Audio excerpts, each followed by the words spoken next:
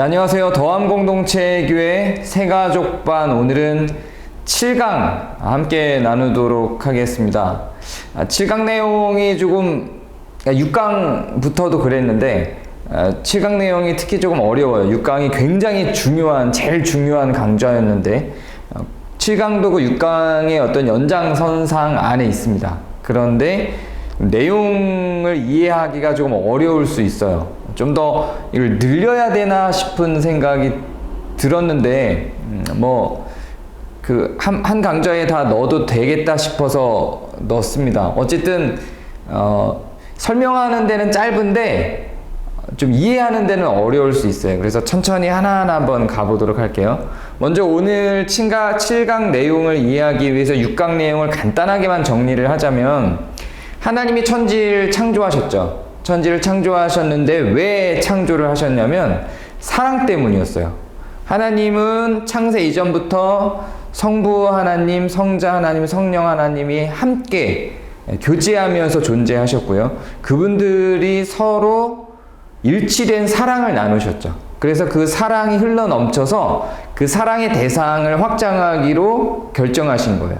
그래서 그 사랑의 목적으로 낳은 게 인간입니다. 그래서 인간을 사랑의 대상으로 정하고 그 인간과 하나님이 교제를 하려고 하셨던 거죠. 그렇기 때문에 인간은 사랑의 대상이기 때문에 노역의 대상이 아니라 사랑의 대상이기 때문에 인간이 선택할 수 있는 인격적 존재였던 거죠.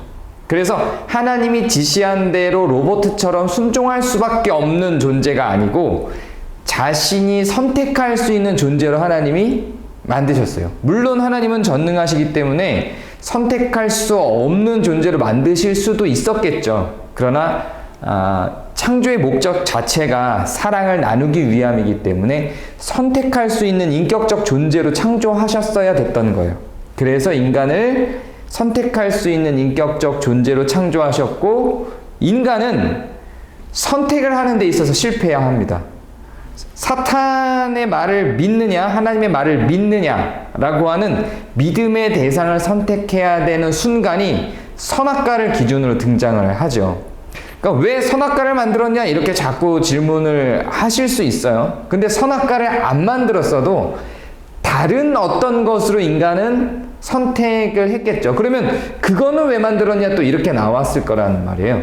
그래서 인간은 어찌 되었든지 간에 선악과에 대한 하나님의 약속과 하나님의 말과 하나님의 언약과 사탄이 말한 말 사이에서 믿음의 대상으로 사탄을 선택한 겁니다. 하나님이 한 말은 거짓이고 사탄이 한 말이 참이다, 이렇게 선택을 했죠. 그러면서 인간에게 주어졌던 중요한 요소들이 사라지는데요. 세 가지가 사라졌습니다. 먼저 하나님과 인간 사이의 관계가 단절됐고요. 인간과 인간 사이의 관계가 깨어졌습니다. 그리고 인간과 자연, 세상 사이의 관계가 깨어졌죠. 그래서 구원이란 이 세 관계, 깨어진 관계를 회복하는 거였습니다. 근데 이 관계가 깨어져서 깨어진 채로 지낼 수밖에 없는 존재가 됐어요, 인간은. 타락하기 전에는, 즉 관계가 깨어지기 전에는 관계를 유지시킬 능력이 있었습니다. 하나님과 인간의 관계를 유지시킬 수가 있었고요. 그런 능력이 있었던 거예요. 근데 그런 능력이 깨어진 거예요. 그래서 하나님을 만날 수 없는, 하나님과 소통할 수 없는 존재가 된 거죠. 그리고 인간과 인간 사이에서도 사랑할 수 있는 능력이 있는 존재였는데, 사랑할 수 있는 능력을 상실해서 자꾸 분쟁하고 싸울 수밖에 없는 상태가 된 거죠. 그리고 세상과도 조화를 이루며 세상을 명령하고 호령하며 세상을 일치돼서 인간과 융합하여 잘 살아갈 수 있게끔 통치할 수 있는 능력이 있었는데, 그것도 깨어져서 이제는 세상을 통치하는 대상이 아니라 세상으로부터 적응해야 되는 존재로 하락한 거죠. 자, 이것을 성경은 뭐라 그러냐면, 이렇게 세 개의 관계가 깨어진 상태를 타락이라고 하고요. 그 깨어진 채로 지낼 수밖에 없는 인간의 상태를 죄라고 하는 겁니다. 그 깨어진 것을 회복했을 때, 아니 깨어지기 이전의 인간의 상태가 선인 거예요. 그래서 깨어지기 이전 하나님과 관계를 회복하고 인간과 관계를 회복하고 세상과 관계를 회복한 상태로 그렇게 살아갈 수 있는 조건을 선이라고 하는 거고요. 그리고 그 반대 지점, 그것들을 깨어진 선택을 하는 것을 악, 그리고 그 악한 행동을 할 수밖에 없는 상태를 죄라고 표현을 하는 겁니다. 자, 여기까지가 이제 지난주에 우리가 6강에서 나눈 거에서 7강으로 넘어오는 과정의 연결고리고요. 오늘은 그러면 뭘 이야기하냐면 죄와 심판에 대해서 이야기를 하려고 합니다. 네, 그러면 죄에 대해서 조금 다뤄보도록 할게요. 이제 죄에 대한 정의는 대체로 내려졌죠. 세계의 관계를 유지할 수 있는 능력을 선이라고 하는 거예요. 그 선의 반대 지점에서 이 관계를 깨는 모든 행동들과 결정들을 악이라고 하고요. 이 악을 유발할 수밖에 없는 속성을 죄라고 하는 겁니다. 자, 그런데 이 죄는 나에게서만 끝나지 않고 자녀에게로 전가가 되죠. 그 증거로 그 죄는 누가 지었어요? 아담이 지었는데 그 죄가 어디까지 물려져 왔어요? 우리들에게까지 왔죠. 아담이 지은 죄, 아담과 하와가 지은 죄인데 거기서 끝나지 않고 우리에게 전가가 되어져 왔어요. 이것을 유전이라고 표현하지 않고 전가라고 하는 다른 단어를 선택해서 사용을 합니다. 성경에는 전가라는 말이 없어요. 물론 유전이라는 말도 없죠. 이런 단어를 만드는 이유는 성경에 나온 서사, 이 전가라고 하는 개념, 죄가 되물려졌다라고 하는 개념에 대한 서사, 그 서사를 추격해서 이해하기 쉽게, 설명하기 쉽게 한 단어에 딱 담은 거예요. 그래서 전가라는 말을 만든 거죠. 왜 유전이 아니고 전가냐면, 저는 유전일 수도 있다고 생각해요, 저는. 근데 왜 유전이 아니고 전가냐면, 유전이라고 하면 꼭 마치 신체적인 조건으로서만, 육체의 DNA적 구조, 유전적 구조로서만 전달이 되는 것처럼 죄가 그렇게 이해되기 쉽단 말이죠. 근데 그렇게 주장하시는 분들도 있는데, 이거는 그렇게 유전적 요소로서만 보는 게 아니라 그냥 인간에서 인간으로 흘러가는 온 세상에 퍼져 있는 어떤 형태야. 그래서 유전적으로 흘러가는 것에 한정되지 않아 라고 주장하시는 분들이 있어서 그걸 그냥 통합적으로 표현해내기 위해서 전가라고 하는 표현을 씁니다. 좀 생소한 표현이지만 신학자들이 역사 속에서의 논의 끝에 결정한 단어라서 그냥 불가피하게 좀 어렵고 생소하고 사실 평소에 우리가 사용하지도 않고 오히려 이해를 방해하는 단어라서 저도 이런 단어를 굳이 써야 되나 싶은데 달리 이 용어를 정의를 쉽게 내릴 수 있을 만한 다른 단어가 지금은 없어요. 전가라는 표현을 그냥 씁니다. 자, 그럼 죄는 전가된단 말이에요. 그러니까 어떤 생각이 들죠? 억울하죠. 아니, 내가 지은 게 아닌데? 억울하죠. 그래서 죄는 과연 전가되는가? 그렇다면 이 억울함을 하나님께 어떻게 호소해야 할 것인가? 아담이 잘못한 게 왜 우리한테까지 와야 하는가? 이런 질문이 우리한테 생깁니다. 근데 여기에 대한 답은 사실 성경에는 없어요. 성경에서는 이 억울함에 대한 답을 찾을 수 없습니다. 이건 나중에 우리가 천국을 가서 하나님을 만나면 하나님께 물어볼 수 있을 것 같아요. 뭐 따져볼 수도 있을 것 같고요. 하나님 왜 이걸 이렇게 하셨어요? 우리 개개인 나름대로 선택을 할 수 있는지를 확인해 보시지, 이렇게 이야기할 수 있겠죠. 천국에 나중에 가면요. 그러나 성경이 여기에 대한 부분을 설명하고 있지 않기 때문에 뭐 우리가 다른 방식으로 다룰 수가 없어요. 다만 이것이 과연 사실인가 하는 부분만 생각을 한번 해보도록 하죠. 이렇게 기록하고 있어요. 로마서 5장 12절을 보면 이렇게 기록합니다. 그러므로 한 사람으로 말미암아 죄가 세상에 들어오고 죄로 말미암아 사망이 들어왔나니, 그 이전에 사망이 없었다는 얘기죠. 분명하게 명백하게 기록이 되어 있죠. 한 사람으로 말미암아 죄가 세상에 들어오고 죄로 말미암아 사망이 들어왔대요. 불공평한 것처럼 보이고 우리 입장에서는 억울하지만 억울하다 아니다 이게 논리적으로 이성적으로 옳다 그르다를 떠나서 사실인가 아닌가가 사실상 우리에게 직면한 상태로는 더 중요하죠. 그래서 사실인가 아닌가만 보면 일단 성경의 기록대로는 사실이에요. 그리고 뭐라고 이야기하냐면 이와 같이 모든 사람의 죄를 지었으므로 모든 사람이 죄를 지었으므로 사망이 모든 사람에게 이르렀느니라. 그러면 이 요절이 성경에는 이렇게 기록이 되어 있는데 이 요절이 진짠가 한번 생각해 보죠. 진짠가요? 뭘 보고 확인할 수 있냐면 사람을 보면 확인할 수 있어요. 죄를 짓지 않고 살아갈 수 있는 사람이 있는가를 확인해 보면 되죠.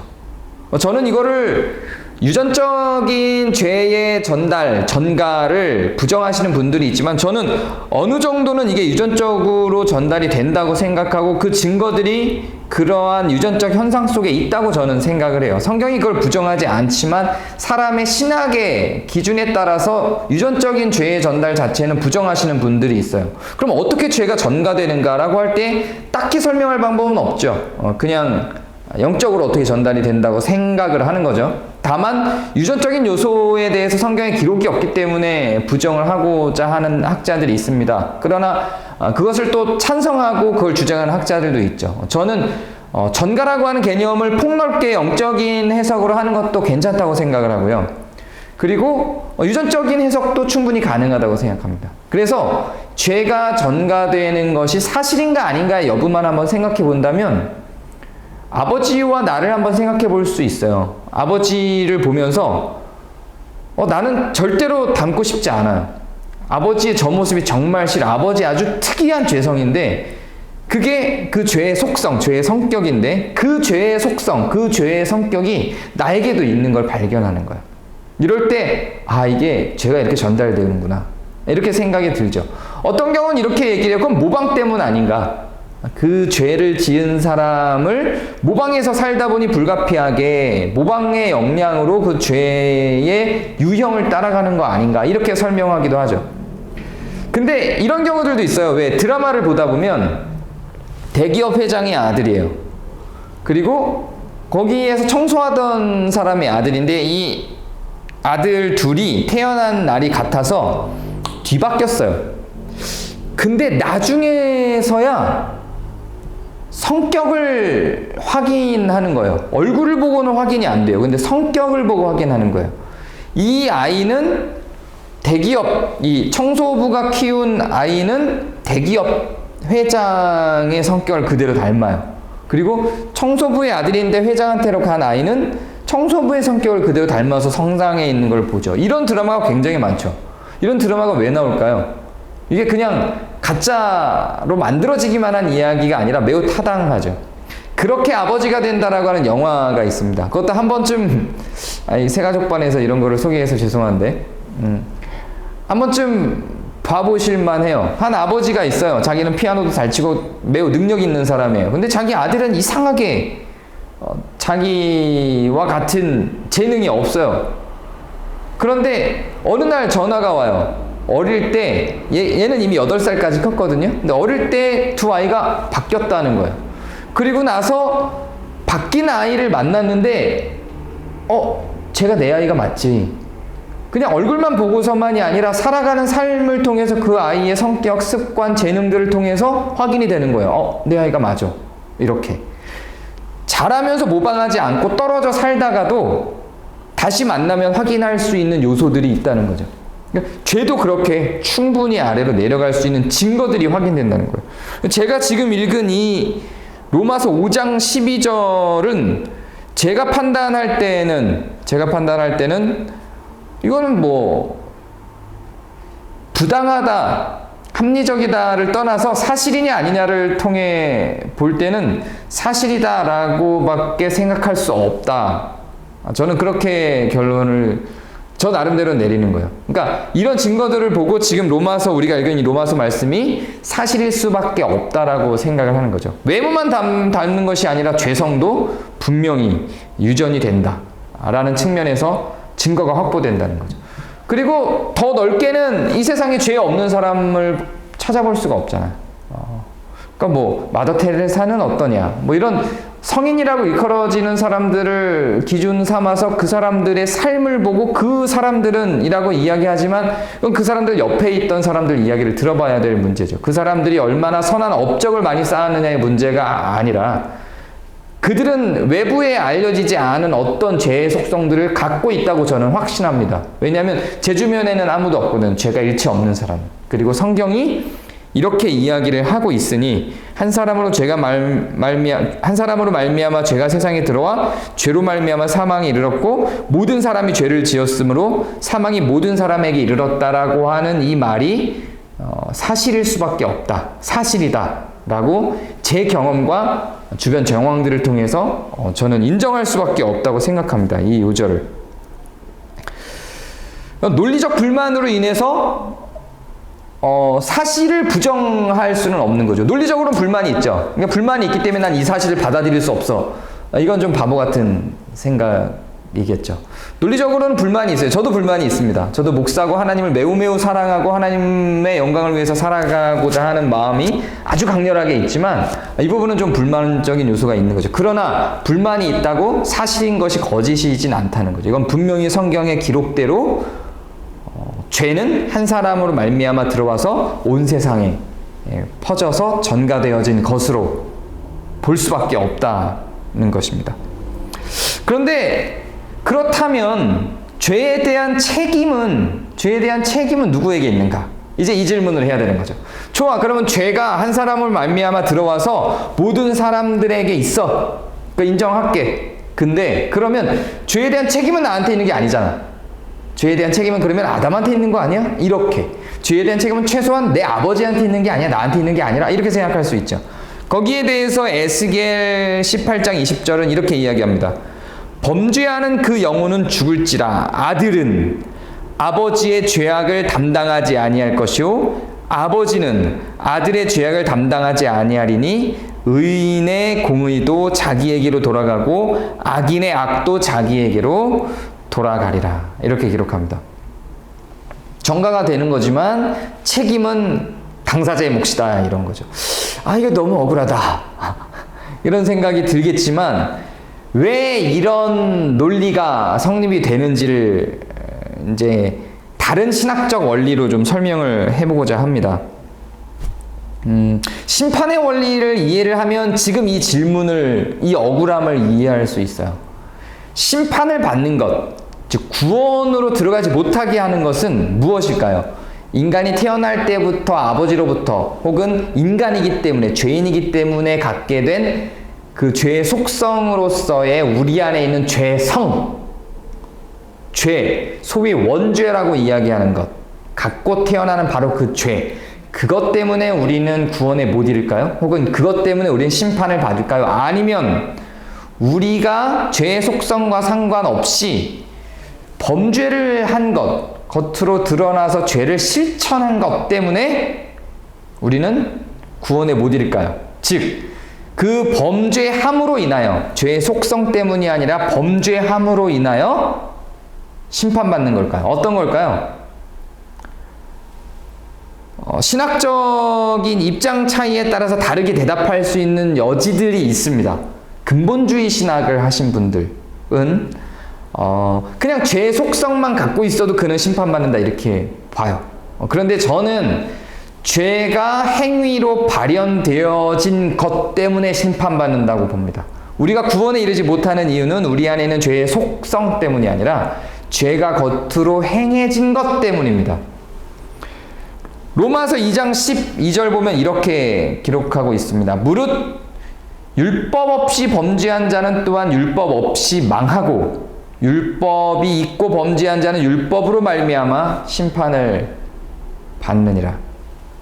율법으로 말미암아 심판을 받아요. 율법이 있는 사람은요. 율법이 없이 범죄한 자는 율법 없이 망한대요. 요 율법 없이 망한다라고 하는 요 요소를 통해 볼 때는 그 율법이 없다면 정죄가 없으니까 망하지 않는다라고 하는 상상에 대해서 지적을 하는 거예요. 행위는 있다는 거예요. 율법이 없어도 그 행위는 있다라는 측면이에요. 결과적으로는 잘못된 행위 때문에 심판을 받는다는 의미를 담고 있는 겁니다. 유다서 1장 15절을 보면 경건하지 않은 죄인들이 주를 거슬러 한 모든 완악한 말로 말미암아 그들을 정죄하려 하심이라. 그러니까 뭔가 정죄를 할 때, 심판을 할 때는 거기에 대한 행위라고 하는 개념이 등장을 합니다. 심판은 행위에 대한 심판입니다. 속성에 대한 심판이 아니에요. 행위에 대한 심판입니다. 죄성을 물려받았다고 그 물려받은 죄성, 원죄 때문에 심판받는 게 아니라 그것이 발현되어서 실제로 저희가 사람이, 인간이 나쁜 짓을 한 그 행위 때문에 심판을 받는 겁니다. 그런데 성경에 이렇게 기록하거든요. 로마서 3장 10절에 보면 기록된 바 의인은 없나니 하나도 없으며 이렇게 기록합니다. 그러면 이걸 어떻게 설명해요? 다 죄인이라는 얘기인데, 그럼 다 심판을 받는다는 얘기인데, 그러면 이 부분을 어떻게 받아들여야 될까? 이런 궁금증이 생기죠. 우리는 논리적으로는 이런 거예요. 논리적으로는 죄성과 원죄와 상관없이 만약에 어떤 사람이 정말로 죄를 짓지 않고 죄가 행위로 발현되지 않은 상태에서 살아간 사람이라면, 그리고 정말로 그가 의인으로서 살아간 사람이라면 천국에 이를 수 있겠죠. 구원받을 수 있는 거라고 보는 거죠. 그래서 천국을 들어가는 조건, 구원받을 수 있는 조건이 무엇이냐라고 물어볼 때 믿음이 아니에요. 1차적으로는 믿음이 아닙니다. 1차적으로는 의인이에요. 1차적으로는 범죄하지 않은 자인 거죠. 1차적으로는 의로운 자인 거예요. 그래서 의로운 자가 천국에 들어간다라고 보는 게 맞는 겁니다. 의로운 자가 천국에 들어가는 게 맞는데, 의로운 자가 구원을 받는 것이 맞는데, 이게 자연스러운 건데, 그러면 왜 성경은 믿음을, 하나님과의 관계를, 하나님의 자녀된 관계를, 하나님을 신뢰하는 그 마음과 그 기준을 구원의 어떤 기초적인 조건으로 삼느냐, 행위가 아니라. 왜 그러냐면 원죄가 있으면, 죄성이 있으면 필연적으로 범죄가 일어난다고 보기 때문에 그래요. 죄성이 있는 자는 반드시 그것이 어떠한 행위 가운데에서 범죄함으로 발전할 수밖에 없습니다. 그래서 의인은 없나니 하나도 없다고 이야기를 하고요. 또한 각자가 자기의, 만약에 율법이 없는 자도 자기의 양심으로 말미암아 심판을 받는다고 보는 거죠. 그래서 인간은 우리를 구원하실 하나님이, 예수님이 대속이 필요하다고 생각을 하는 겁니다. 정리가 조금 되실까요? 내용이 조금 어려웠어요.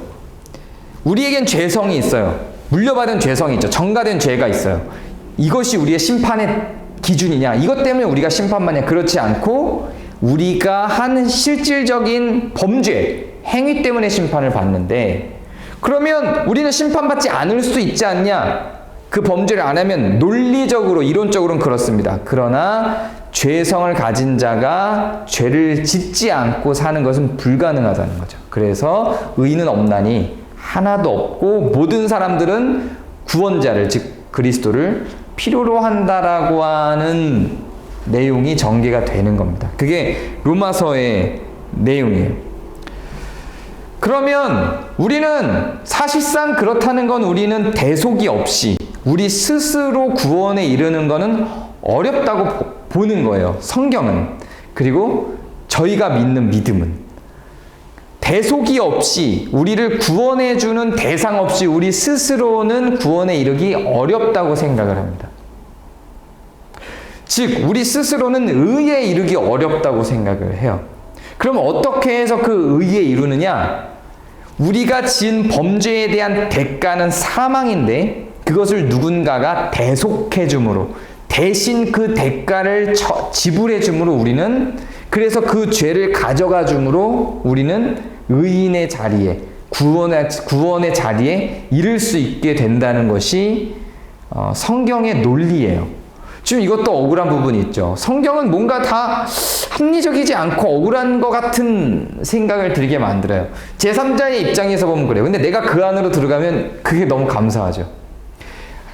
이 부분에 대해서 불만을 갖거나 비난을 하는 타종교인들이 사실 많죠. 왜 자기의 죄를 자기가 해결하지 않고 대속자를 통해서 내 죄를 해결하는 구조로 가느냐, 이거는 좀 비겁하다, 이런 측면에서 바라보시는 타종교인들이 종종 있습니다.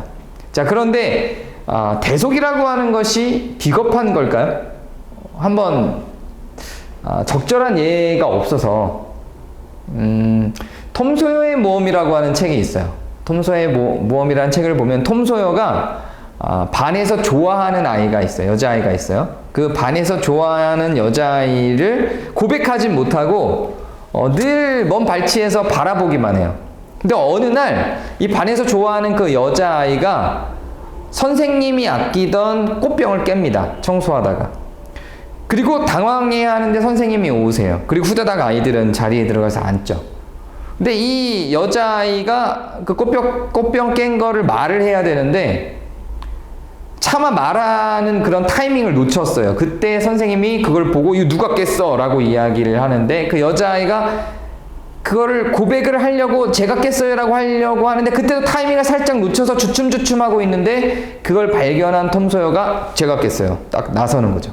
그리고 혼나고 뭐 뒤에 남은 정확하게 제가 기억이 안 나는데 뭐 청소를 하고 그리고 나서 이제 이 톰 소여는 기쁜 마음으로 가려고 하는데 저 교문 밖에서 그 여자애가 기다리고 있는 거예요. 톰 소여를 고마워서. 그리고 배시시 바라보며 톰 소여와 함께 이제 하교를 하는 거죠. 이 그림이 비겁해 보이나요? 비겁해 보이지 않죠. 아름다워 보이죠.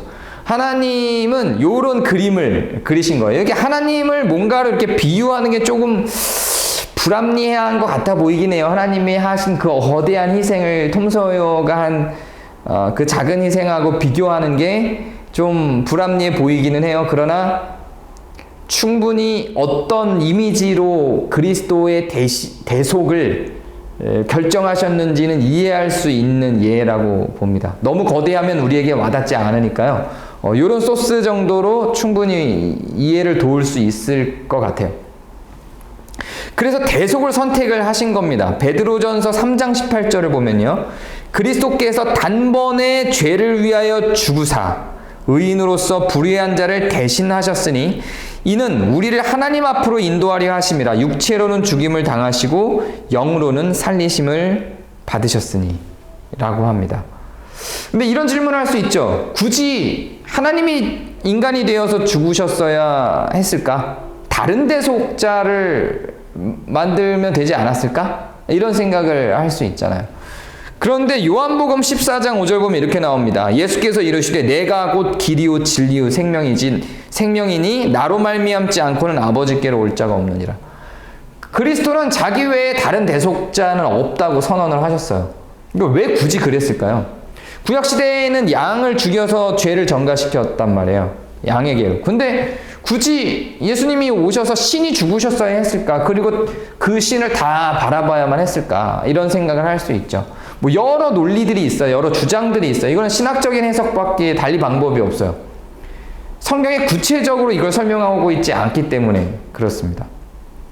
어떤 사람은 하나님이 인간이 되셔서 인간이 어떻게 살아가야 될지, 어떤 삶이 의인의 삶인지를 모범적으로 보여주기 위해서 오셨다, 이렇게 주장하시는 분도 있고요. 또 어떤 사람은 하나님 우리를 너무 사랑하셔서 우리 곁에 계시기 위하여 오셨다, 이렇게 주장하시고 이야기하시는 분도 있고요. 매번의 양을 선택함으로 가는 것은 돈도 있어야 되고 양도 있어야 되고 매우 번거롭고 실행 자체가 어렵고 그 행위가 하나님의 의를, 사해주심을 대체한다고 여기기 때문에 하나님께 영광을 안 돌리고 자기의 행위에 영광을 돌릴 우려가 있기 때문에 하나님이 직접 제물이 되신 거다, 이렇게 설명하시는 분도 있어요. 뭐 다양한 설명들이 있어요. 근데 다 타당하다고 생각해요. 근데 저는 가장 합당하고 합리적인 설명은 이거라고 생각을 합니다. 죄의 싹은 사망이라고 선언을 하셨죠. 그거는 처음부터 정해진 바였어요. 처음부터 인간을 창조할 때부터 정해진 바였죠. 그래서 정령 죽으리라고 했던 그 내용들을 이해하고 인정할 수밖에 없는 상황에서의 이야기입니다. 죄의 삭은 사망이에요. 이거는 왜 굳이 죄의 삭이 사망이어야 되냐 이렇게 물어보면 할 말이 없어. 성경이 정한 바예요. 그냥 그건 하나님의 속성이에요. 죄를 조금도 용납하실 수 없기 때문에 하나님의 속성이에요. 그럼 죄의 삭은 사망인데 사랑의 하나님이 그걸 그냥 없애버리실 수 없나? 그냥 죄를 지었지만 죽이지 않고 그냥 같이 살면 되잖아. 죄 지은 채로. 이렇게 생각할 수 있죠. 근데 하나님은 속성이 사랑도 있으시지만 정의롭기도 하시기 때문에 사랑해서 용서해 주시고 싶은 마음도 100이지만 죄를 조금도 용납하지 못하고 반드시 그 죄에 대한 그 불의에 대한 악에 대한 처리를 하셔야 되기 때문에 거기에 대한 대가를 지불하셔야 되는 것도 하나님의 사랑만큼이나 강력한 속성이신 거예요. 그래서 이 두 속성을 만족시키려면 다른 어떤 대속물을 두는 게 아니라 하나님이 직접 죽으실 수밖에 없었던 겁니다. 죄에 대한 대가를 반드시 지불하면서도 모든 피조물을 용서하실 수 있는 조건은 자기가 직접 대속물이 돼서 그 죄에 대한 대가를 다 자기에게 담아내는 방식으로밖에 선택할 수 없었다는 거죠. 그래서 하나님이 직접 인간이 되어서 죽으시는 것이 정의도 만족시키고 사랑도 만족시킬 수 있는 하나님의 가장 큰 중요한 성품의 두 기둥인 정의도 만족시키고 사랑도 만족시킬 수 있는 방편이었다고 보는 겁니다. 그럼 왜 굳이 인간이 되셔야만 했을까? 왜 아기로 인간으로 태어나셔야만 했을까? 하는 부분에 있어서는 하나님은 영이시기 때문에 죽으실 수 없으니까 죽을 수 있는 존재로 나오게 하시기 위하여 인간이 되실 수밖에 없었던 겁니다. 그게 대속이 갖고 있는 의미고 오직 그리스도만이 대속물일 수밖에 없는 조건이 되는 겁니다. 그러니까 다른 대속물은 있을 수 없어요. 근데 다른 대속물로서 자꾸만 등장하는 그 이상한 그 신들이 있죠. 인간 한국인 신도 있고 저 미국인 신도 있고 그렇죠. 근데 그런 것들을 용납하지 않으십니다. 오직 예수 그리스도만이 유일한 대속물이 되신 거죠. 그럼 그 사람은 이스라엘의 신 아니냐 뭐 이렇게 생각할지 모르겠지만 나라에 대한 문제가 아니에요. 그냥 누군가 어디서든 그러니까 뭐 아프리카였을 수도 있겠죠. 그러나 하나님께서 태어나신 그 언약을 받아서 내려온 족보가 그러하다 보니까 이스라엘이었을 뿐이죠. 한국이어도 상관없고 미국이어도 아프리카여도 상관이 없었을 거예요. 나라의 중요성이 아니라 그분 예수 그리스도라는 그분에 대한 그 한 분이 정하여진 거죠.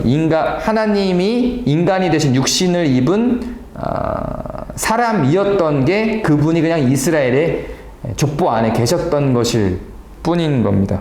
어쨌든 다른 대속자는 찾아볼 수 없다라고 보는 거예요. 그렇다면 구원이라고 하는 건 우리가 한 일은 없는 거네. 이렇게 보면 하나님이 우리를 위해서 죽으셔서 우리는 그분을 믿으면 그냥 구원 받는 거잖아요. 요거는 반쪽짜리 구원인 겁니다. 앞에서 저희가 이미 이 구원에 관한 이야기를 한번 했었죠. 구원은 그렇게 천국 들어가는 티켓이 아닙니다. 이제 시작이 여기서부터. 그렇게 우리의 원죄가 있는데 그 원죄를 범죄하면서 살 수밖에 없었던 우리가 있었어요. 타락한 상태의 우리가 있었어요. 근데 그렇게 타락한 우리, 범죄하면서 사는 우리가 의인이 될 수 있는 가능성은 없었는데 예수 그리스도께서 대속하여 죽으심으로 말미암아 사망을 입었어야 될 우리의 죄에 대한 대가가 죄값이 그분에게로 전가된 겁니다. 그리고 그분의 의가 우리에게로 전가되죠. 그러면서 우리에게는 의가 생겼어요. 어떤 방식으로 의가 생겼냐면 그분의 죽으심으로 말미암아 그분은 하늘로 올라가시고 그분 삼위 하나님의 성령 하나님이 우리에게 남겨지신 겁니다. 이것도 그 삼위 하나님 할 때 했었죠. 그렇게 성령 하나님이 우리 안에 남겨지시면서 우리는 구원을 이루어 나갈 조건을 형성한 겁니다. 그래서 구원은 이런 과정을 통해서 범죄할 수밖에 없는 몸을 갖고 살아가는 우리가 그리스도의 대속으로 말미암아 그가 남겨주신 성령을 우리 마음 가운데 담아 의를 이루어 갈 수 있는 능력을 가진 거예요. 그리고 우리는 그 의를 하나하나 이루어가는 거죠. 그것이 두 가지 종류의 구원이에요. 이 두 종류의 구원을 뭐라고 설명을 하냐? 구원의 즉각성과 구원의 점진성이라고 설명을 합니다. 구원의 즉각성이라고 하는 것은 그리스도께서 우리를 위해서 죽으셔서 단번에 우리에게 성령이 들어오셔서 그리스도의 대속으로 말미암아 우리가 구원받을 수 있는 자격 조건을 갖춘 것입니다. 그것이 구원의 즉각성이에요. 그럼 구원의 점진성은 뭐냐면 그 자격 조건을 토대로 우리가 구원을 이루어 나가는 겁니다. 즉 하나님과의 관계, 인간과의 관계, 세상과의 관계, 깨어진 이 세 관계를 회복시킬 수 있는 능력이 있는 자로 우리 가운데 남겨주신 성령을 힘입어서 그것을 실행하고 실천할 수 있는 능력이 있는 자로 그 의로움의 실력을 만들어가는 겁니다. 그것을 모두 구원이라고 이야기를 하는 겁니다. 이 부분은 우리가 이제 다음 강좌 8강좌 때 다시 더 자세하게 나눌 겁니다. 그러면 이렇게 생각을 다시 할 수 있죠. 이제 마무리예요. 오늘 좀 내용이 많고 어렵죠, 따라가기가. 이렇게 다시 생각해 볼 수 있어요. 그러면 결국은 우리가 믿는 믿음이라고 하는 어떤 선택적 조건으로, 즉 우리의 의지로 믿는 그 믿음으로 구원을 얻는 거네? 그 믿음이라고 하는 것도 우리의 행위네? 이런 질문도 있을 수 있고요. 그러면 예수 그리스도의 죽으심에 대해서 알지 못해서 예수님을 믿지 못했던 다른 많은 대상들은 어떡하지? 이런 질문이 생길 수 있습니다. 여기에 대해서는 성경이 말하고 있지 않습니다. 여기에 대해서 성경이 말하고 있지 않기 때문에 성경이 말하고 있지 않는 것에 대해서 왈가불가하지 않는 게 좋다고 저는 생각합니다. 그것은 하나님의 주권의 영역이에요. 확실성이란 측면에 있어서 그리스도를 믿고 그리스도의 죽으심을 믿어서 그분이 대속하심을 내 안에 받아들여서 그리스도를 주인 삼아 그분의 대속하심을 내 안에 받아들여서 그분이 사신 것처럼 내가 살기로 결정하여 내가 끊어낸 하나님과의 관계, 사람과의 관계, 세상과의 관계를 회복하기로 결심하고 살아가는 것, 이렇게 그리스도의 대속에 대한 결과물을 내 안으로 받기로 결정하는 것, 그것이 우리를 구원으로 이끌 것은 확실성이죠. 이거는 확실하게 구원 가운데로 갈 수 있는 길이에요. 그럼 이거는 확실성이기 때문에 잡는 거죠. 그 외에 다른 것들은 모르는 거예요. 그거는 하나님의 주권에 달려있는 일입니다. 그래서 뭐 세종대왕은 구원 받았나요? 이순신 장군은 구원 받았나요? 모릅니다. 그거는 나중에 하늘나라 가서 하나님께 물어보면 될 것 같아요. 디모데전서 2장 4절 보면 이렇게 나와요. 하나님은 모든 사람이 구원을 받으며 진리를 아는 데 이르기를 원하시느니라. 그래서 이렇게 주장하시는 분들도 있어요. 하나님은 전능하신 분이고 하나님이 원하시는 것은 무엇이든지 이루기 때문에 결국은 하나님을 믿든 안 믿든 모든 사람들이 구원에 이를 거야. 이 요절을 근거로 이렇게 주장하시는 분들도 있어요. 뭐 논리적으로는 타당하지만 그렇다면 그리스도인은 또 뭐지? 이런 좀 의심들이 생길 수 있죠. 그래서 이것도 좀 뭔가 명료한 설명은 아니에요. 그러면 믿는 자와 믿지 않는 자와 악인과 선인, 정말로 수많은 사람들을 죽이고 살아갔던 어떤 살인자들, 그리고 전혀 회개하지도 돌아서지도 않고 반성하지도 않는 그런 사람들은 어떻게 할 거야? 이렇게 질문할 때 답변이 없어요. 그래서 악한 것을 정죄하고 심판하겠다라고 하는 하나님의 선언들이 이 요절에 다 묻혀버리죠. 그렇게 해석하면. 그래서 이 두 개가 충돌하는 거예요. 아까는 분명히 심판하시로 결정하셨던, 악한 행위에 대해서 심판하기로 결정하셨던 하나님의 말씀이 있는데, 여기서는 모든 사람이 구원을 받아서 진리에 이르는 데를 원한다고 했으니까 두 개가 충돌하죠. 그래서 어떤 게 맞는지 사실 몰라요. 그래서 나중에 천국을 가야 알 수 있다고 생각을 합니다. 사도행전 17장 30절은 이렇게도 나와요. 알지 못하던 시대에는 하나님이 간과하셨거니와 이제는 어디든지 사람에게 다 명하사 회개하라 하셨으니. 그러니까 알지 못하던 시대에는 하나님이 간과하신 부분이 있으면 알지 못한 사람들의 죄는 간과하셨다는 거 아니야? 이렇게 상상하시는 분들도 있죠.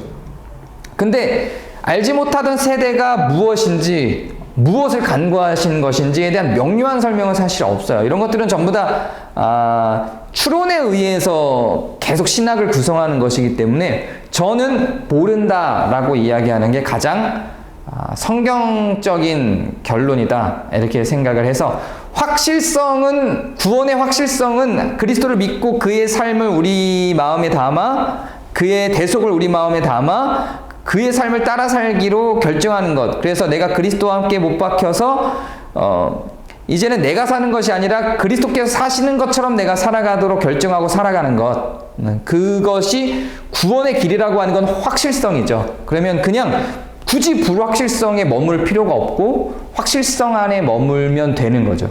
불확실한 것에는 궁금해할 수는 있지만 내가 굳이 그 길을 갈 필요는 없으니까 우리는 확실한 길을 가기로 결정하고 모이는 사람들입니다. 그러나 불확실한 가운데 있기 때문에 그렇지 않은 사람들을 또한 정죄하고 그들을 죄인으로 간주하고 또 어떤 우리를 선인으로 규정하며 그렇지 않은 다른 사람들을 죄인으로 규정하여 선민 사상으로서의 그런 마음을 갖고, 이런 것들은 또 반대하고 지양합니다. 우리는 확실성 안에는 확실히 머물고 있지만 불확실한 세계에 대해서는 불확실한 것으로 남겨두고 또한 확실성 안으로 그들이 오기를 바라고 원하며 그 사랑을 함께 나누기를 원해서 그들에게 이 확실성을 안내하는 것을 전도의 개념으로 생각을 하고 있습니다. 좀 오늘 너무 길고 어려운 내용이었는데요. 좀 어떠셨는지 모르겠습니다. 좀 오늘 내용은 한 2번 정도를 들으셔야 되지 않을까 하는 생각이 듭니다. 오늘은 여기까지 하고 다음 시간에 8강에서 뵙도록 하겠습니다. 감사합니다.